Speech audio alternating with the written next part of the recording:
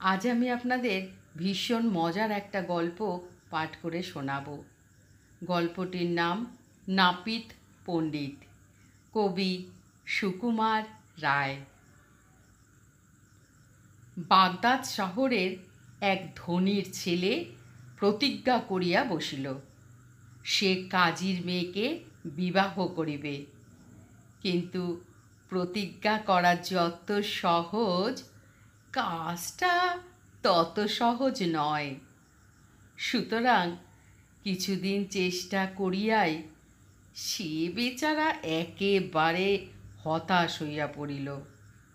দিনে আহার নাই, রাত্রে নিদ্রা নাই, তার কেবলই ওই এক চিন্তা, কি করিয়া কাজীর মেয়েকে বিবাহ করা যায়। বিবাহের সব চাইতে বড় বাধা কাজী সাহেব স্বয়ং। সকলেই বলে, বাপু হে, কাজী সাহেব এ স্পর্ধার কথা জানতে পারলে তোমার একটি হার আস্ত রাখবেন না। বেচারা কি করে, ক্রমাগত ভাবিয়া চিন্তিয়া সে রীতিমতো জ্বর আনিয়া ফেলিল। বন্ধু বান্ধব বলিতে লাগিল, ছোকরা বাঁচলে হয়। ইহার মধ্যে হঠাৎ একদিন এক বুড়ি আসিয়া খবর দিল, বিবাহের সমস্তই ঠিক। কাজী সাহেবকে না জানাইয়াই এখন চুপচাপ বিবাহটা হইয়া যাক, তারপর সুবিধা মতো তাহাকে খবর দেওয়া যাইবে। তখন তিনি গোল করিয়া করিবেন কি? সে আরও বলিল, শুক্রবার সন্ধ্যার সময় কাজী সাহেব বাড়ি থাকিবেন না, সেই সময় বিয়েটা সেরে ফেলো। কিন্তু খবরদার, কাজী সাহেব যেন এসব কথা বিন্দু মাত্র জানতে না পারেন। শুক্রবার দিন ভোর না হইতেই বর বেচারা হাত মুখ ধুইয়া প্রস্তুত। সন্ধ্যা পর্যন্ত তাহার আর সবুর সয় না। দুপুর না হইতেই সে চাকরকে বলিল, একটা নাপিত ডেকে আনো, এখন থেকে পরিষ্কার পরিচ্ছন্ন হয়ে থাকি। চাকর তাড়াতাড়ি কোথা হইতে এক নাপিত আনিয়া হাজির করিল। নাপিত আসিয়াই বরকে বলিল, আপনাকে বড় কাহিল দেখছি, যদি অনুমতি করেন তো ছুরি দিয়ে বাঁ হাতের একটুখানি রক্ত ছাড়িয়ে দেই, তাহলেই সমস্ত শরীরটা ঠান্ডা বোধ করিবেন। বর বলিল, না হে, তোমাকে চিকিৎসার জন্য ডাকি নাই, আমার দাড়িটা একটু চটপট কামিয়ে দাও দেখি। নাপিত তখন তাহার সরঞ্জামের থলি খুলিয়া অনেকগুলো খুর বাহির করিল। তাহার প্রত্যেকটা খুর হাতে লইয়া বারবার পরীক্ষা করিতে লাগিল। এইরূপ অনেক সময় নষ্ট করিয়া করিয়া সে একটা বাটির মতো কি একটা বাহির করিল। বর ভাবিল, এইবার বাটিতে জল দিয়া কামানো শুরু করবে। কিন্তু নাপিত তাহার কিছুই করিল না। সে অদ্ভুত একটা কাটা কম্পাসের মানযন্ত্র লইয়া ঘরের বাহিরে উঠানের মাঝখানে গিয়া সূর্যের গতিবিধির কি সব হিসাব করিতে লাগিল। তাহার পর আবার গম্ভীরভাবে ঘরে আসিয়া বলিল, মহাশয়, হিসাব করে দেখলাম, এই বৎসর, এই মাসে, এই শুক্রবারের ঠিক এই সময়টি অতি চমৎকার শুভক্ষণ। দাড়ি কামাবার উপযুক্ত সময়, কিন্তু আজ মঙ্গল বুধ গ্রহ সংযোগ হওয়াতে আপনার কিছু বিপদের সম্ভাবনা দেখছি।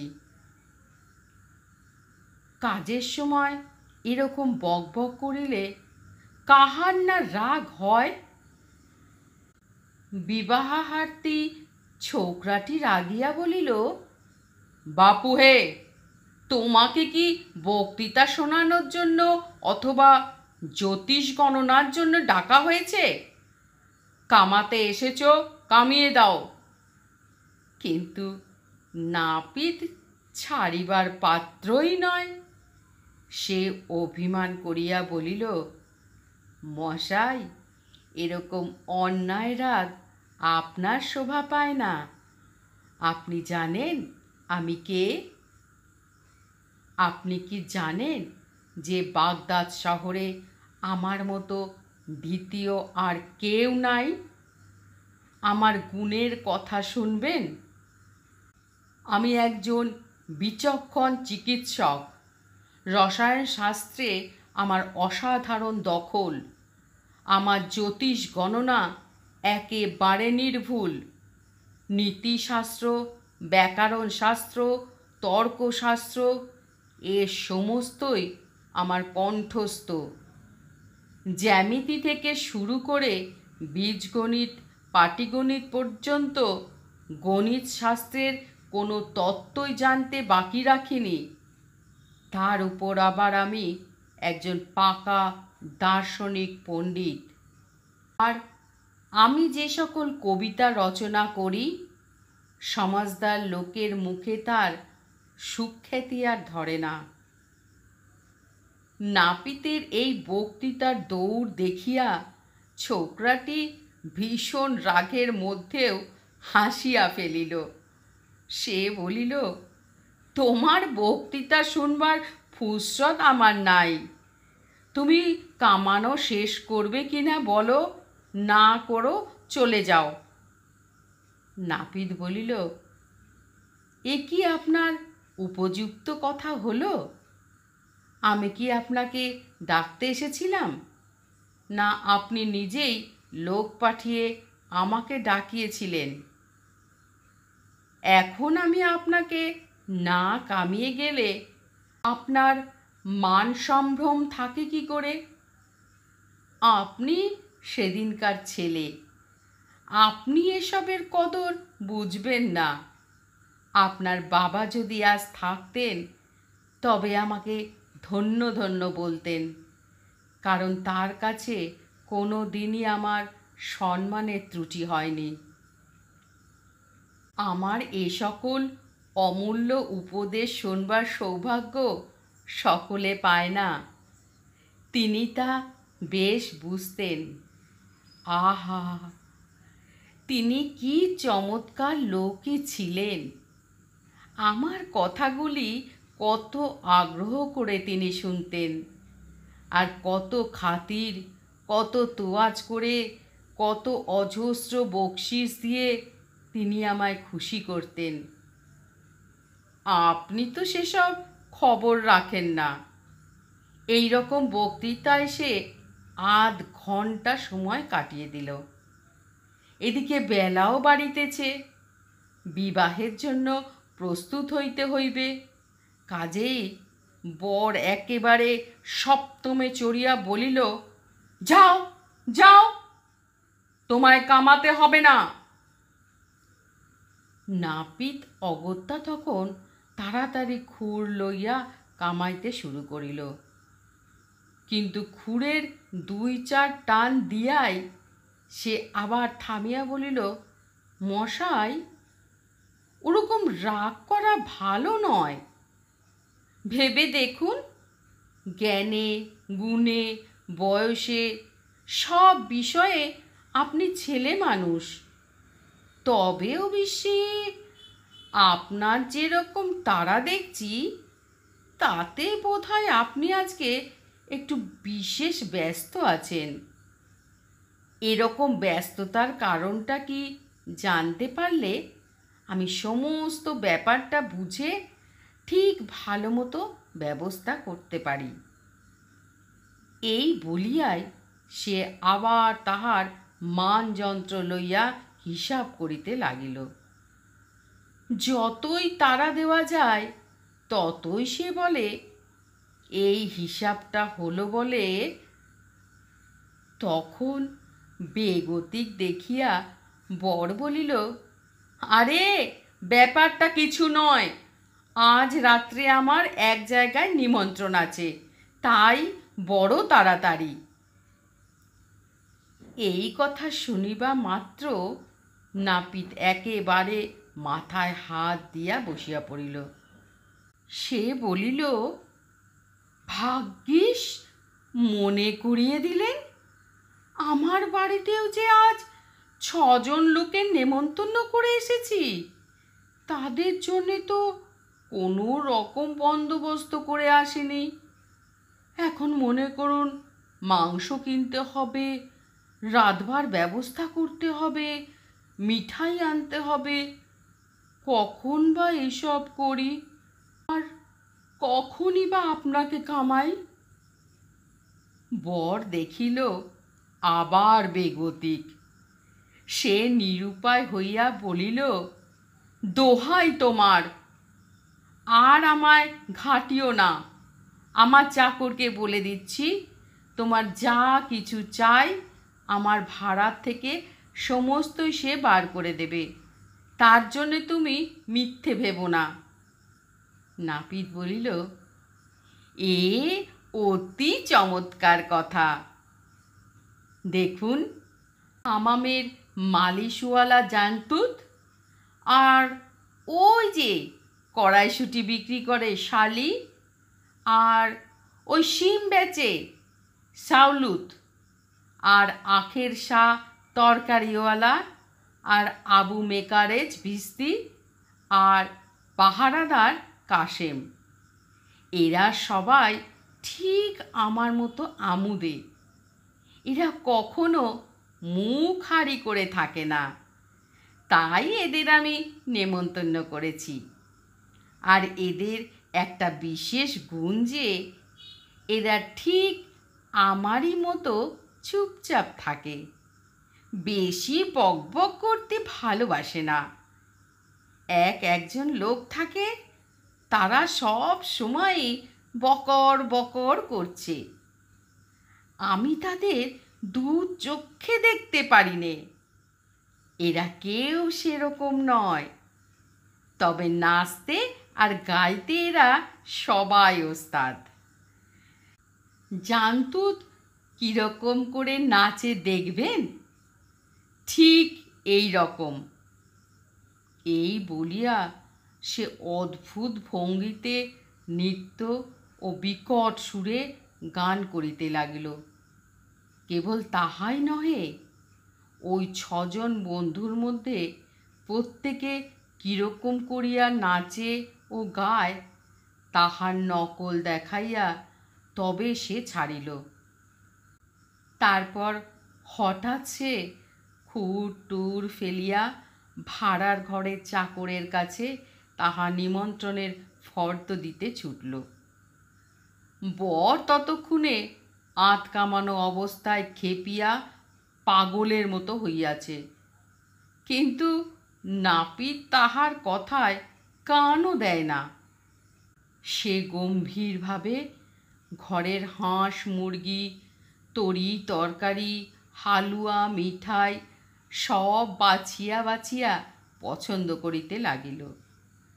তারপর আরও অনেক গল্প আর অনেক উপদেশ শুনাইয়া অতি ধীর মেজাজে 4.5 ঘণ্টায় সে তাহার কামানো শেষ করিল।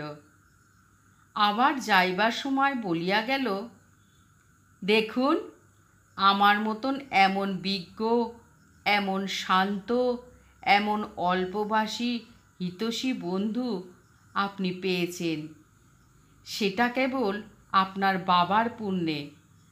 আজ হতে আমি আপনার কেনা হয়ে রইলুম। নাপিতের হাত হইতে উদ্ধার পাইয়া বর দেখিল আর সময় নাই। সে তাড়াতাড়ি বিবাহ করিতে বাহির হইল। লোকজন সঙ্গে লইল না এবং কাহাকেও খবর দিল না, পাছে কথাটা কোনো গতিকে কাজী সাহেবের কাছে ফাঁস হইয়া যায়। এদিকে নাপিত কিন্তু নিশ্চিন্ত থাকে নাই। সে কেবল ভাবিতেছে, না জানি সে কীরকম নেমন্তন্ন, যার জন্য সে এমন ব্যস্ত যে আমার ভালো ভালো কথাগুলো পর্যন্ত শুনতে চায় না। ব্যাপারটা দেখতে হচ্ছে। সুতরাং বর যখন সন্ধ্যার সময় বাহির হইল, নাপিত তাহার পিছন পিছন লুকাইয়া চলিল। বর সাবধানে কাজীর বাড়ি হাজির হইয়া খবর লইল যে কাজী সাহেব বাড়িতে নাই। এদিকে সব আয়োজন প্রস্তুত। তাড়াতাড়ি বিবাহ সারিতে হইবে। দৈবাৎ যদি কাজী সাহেব আসিয়া পড়েন, তাহার জন্য ছাতের ওপর পাহারা বসানো হইল। তাহাকে আসিতে দেখিলেই সে চিৎকার করিয়া সংকেত করিবে এবং বরকে খিড়কি দরজা দিয়া পলাইতে হইবে। এদিকে কিন্তু হতভাগা নাপিতটা বাড়ির বাহিরে থাকিয়া যে আসে তাহাকেই বলে, তোমরা সাবধানে থেকো, আমাদের মনিবটি কেন জানি এই কাজীর বাড়িতে ঢুকেছেন, তার জন্য আমার বড় ভাবনা হচ্ছে। বিবাহ আরম্ভ না হইতেই মুখে মুখে এই খবর রটিয়া বাড়ির চারদিকে ভিড় জমিয়া গেল। তাহা দেখিয়া ছাতের উপরে সেই পাহারাদার ব্যস্তভাবে ডাক দিয়া উঠিল। আর কোথায় যায়, তাহার গলার আওয়াজ পাওয়া মাত্র, কে আছিস রে, আমার মনিবকে মেরে ফেলল রে বলিয়া নাপিত হায় হায় শব্দে আপনার চুল দাড়ি ছিঁড়িতে লাগিল। তাহার বিকট আর্তনাদে চারিদিকে এমন হৈ হৈ পড়িয়া গেল যে স্বয়ং কাজী সাহেব পর্যন্ত গোলমাল শুনিয়া বাড়ি ছুটিয়া আসিলেন। সকলেই বলে, ব্যাপার কি? নাপিত বলিল, আর ব্যাপার কি, ওই লক্ষ্মী ছাড়া কাজী নিশ্চয় আমার মনিবকে মেরে ফেলেছে। তখন মার মার করিয়া সকলে কাজীর বাড়িতে ঢুকিল। বর বেচারা পালাইবার পথ না পাইয়া ভয়ে ও লজ্জায় একটা সিন্দুকের মধ্যে লুকাইয়াছিল। নাপিত সেই হাজার লোকের মাঝখানে সিন্দুকের ভিতর হইতে, এই যে আমাদের মনিব বলিয়া তাহাকে টানিয়া বাহির করিল। সে বেচারা এই অপমানে লজ্জিত হইয়া যতই সেখান হইতে ছুটিয়া পালাইতে যায়, নাপিত ততই তাহার পিছন পিছন ছুটিতে থাকে আর বলে, আরে মশাই, পালান কেন? কাজী সাহেবকে ভয় কিসের? আরে মশাই, থামুন না। ব্যাপার দেখিয়া চারদিকে লোকজন হাসাহাসি ঠাট্টা তামাশা করিতে লাগিল। কাজীর মেয়েকে বিবাহ করিতে গিয়া বিবাহ তো হইলই না, মাঝে হইতে প্রাণপণে দৌড়াতে গিয়া হোঁচট খাইয়া বরের একটা ঠ্যাং খোঁড়া হইয়া গেল। এখানেও তাহার দুর্দশা শেষ নয়। নাপিতটা শহরে হাটে বাজারে সর্বত্র বাহাদুরি করিয়া বলিতে লাগিল, দেখেছ ওকে কীরকম বাঁচিয়ে দিলাম? সেদিন আমি না থাকিলে কি কাণ্ডটাই না হতো। কাজী সাহেব যেরকম খ্যাপা মেজাজের লোক, কখন কি করে বসতো কে জানে। যা হোক, খুব বাঁচিয়ে দিয়েছি। যে আসে তাহার কাছেই সে এই গল্প জুড়িয়ে দেয়। ক্রমে ছোকরাটির অবস্থা এমনই হলো যে সে কাহাকু আর মুখ দেখাইতে পারে না। যাহার সঙ্গে দেখা হয় সেই জিজ্ঞাসা করে, ভাই, কাজীর বাড়িতে তোমার কি হয়েছিল? শুনলাম ওই নাপিত না থাকলে তুমি নাকি ভারী বিপদে পড়তে। শেষটায় একদিন অন্ধকার রাত্রে বেচারা বাড়ি ঘর ছাড়িয়া বাগদাদ শহর হইতে পলাইল এবং যাইবার সময় প্রতিজ্ঞা করিয়া গেল, এমন দূর দেশে পলাইব যেখানে ওই হতভাগা নাপিতের মুখ দেখিবার আর কোনো সম্ভাবনা থাকে না। আমার এই গল্প পাঠ আপনাদের যদি এতটুকু আনন্দ দিয়ে থাকে তাহলে অবশ্যই এই ছোট্ট চ্যানেলটিকে সাবস্ক্রাইব করে পাশে থাকার অনুরোধ রইল। নমস্কার।